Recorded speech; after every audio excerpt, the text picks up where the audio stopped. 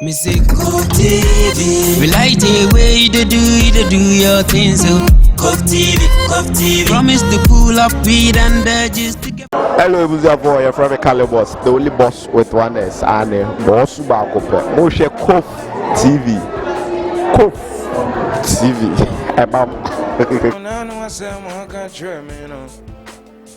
Mengan drama say what's a minya manukum na yam fire watching it. Amadi shape is a kid in here. Oshe Kof TV Ghana. Lock it up. So that's it. Oh, Ghana for a munya baba necessary na eka say. Me pa chomo ko swa Kof TV. Love you. Oh, Bomodia ha Kof TV. Oh na benya ensem papa, ani sini papa, ani fila papa bia. She Kof TV. Oh na nkawum. My name is Safina. Keep watching Kof TV. See ya. I read menya Mr. Samuel Kwesi Nyameche dodo na friend Miracle Films. Just Kof TV we are blessed because easy sir papa mo akwa Mejo souvenir. Papa na ede na go so na what to say. Yami odumbo ko bibi akoso kama. Awurade gusu hirae. Ana auto super good so. Ana the favor so atoyeso. Ana the grace etayechi. Ndi akose wa. Na so get papa some bia forever young. We secret ni there. Me secret ni grace now. Say grace ni to so untimi nyire. Sanity and grace dam so. It is said you who next 20 years say ya na metie. The next another 20 years say ya. Grace ni ya juma. Grace ni ya juma. Papa baby mama udi mu akotini bi. Ana say di juma na di fa. Oh baby mama na ni mu akotini bi but Jackson Keben to me, you're one of the directors I would direct senior. I am Pesamisho. You go your director, I would direct senior. I am a story quite different. Okay. And now, you're one of the directors who push it artists. Only respect my actor be as a star, you know, but in the Muneka, I did that now, you know. It was one of the directors or directors Sinibia. In those days, you know, I'm going to see crossing me, I'm seeing and you know, and we did I'm but the scene the meeting baby. And of course, on some what it found, baby mama beat me a revival, a Kumawood movie, and as a Ghanaian movie, I from. Oh, yes, a Ghanaian movie, no. Yeah, in a bit my revival, no. For premiere, and he said, any Persia Bay, any the way any Persia Giatuno. A by encourage I'm a producer, no. I Tracy watch as I have from. Oh, and the Bajin Jammy. Oh, Tracy, body, I'm assuming you're there. No, Ginger will be near Ginger will be near the way. At Timia Baba. And I believe, sir, a very revival, a bit of the revival about.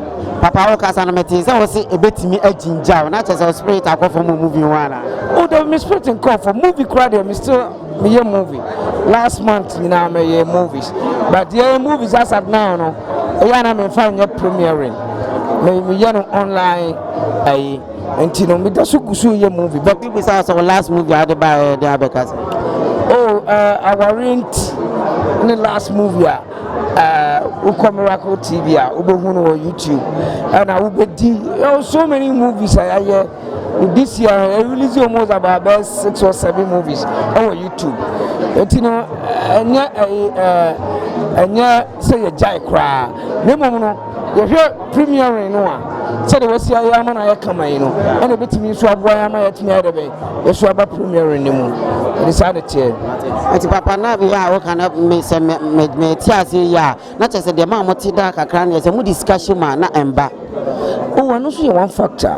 For instance, with this movie, Baby Mama, we look at the stars a woman.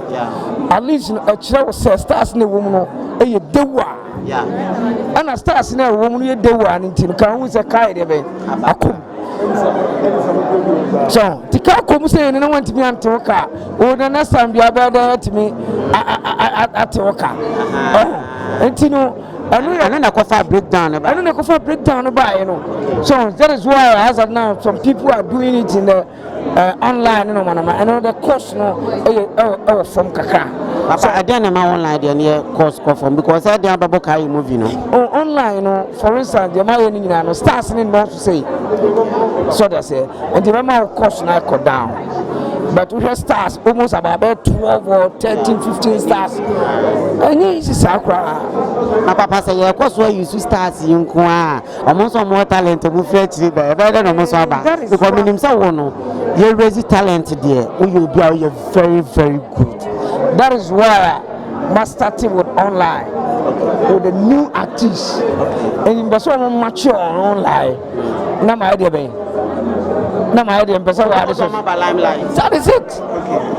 And then the next September, October, no man mature online. And once you do move back near the stars, we might be. If you account, and once I'm also I start. There's so many stars not pick from online, like Calibos online. Emmanuel, if I say yes, I'm passing through the Kuma Wood, you know, other Gara Wood, you know, and we pass it through online.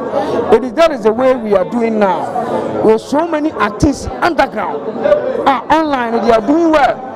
I'm for person comment on so it's good. You are doing good. You are doing good. See, you're heading in so and you know a drew say on my matured now. Near the way why a father of a Ghana movie? Yes, Hannah Mekano. Why a father of Ghana movie? And the idea some now be catch I have for near Tiffany. I tell you now, you best say most Ghanaian movies in my and no and a bit me a boy. I'm a developer Ghana, especially whereby creativity, no, a culture, no, a free one sign a chronic collapse. So try a foreign one, you will lose your culture. It must be a Ghanaian movie and a bit me a boy. It's a premier in Basaya, but more than a farm Jim, a radical baby. To our channel by clicking the subscribe button. Click the bell button and enjoy the latest uploads from our channel.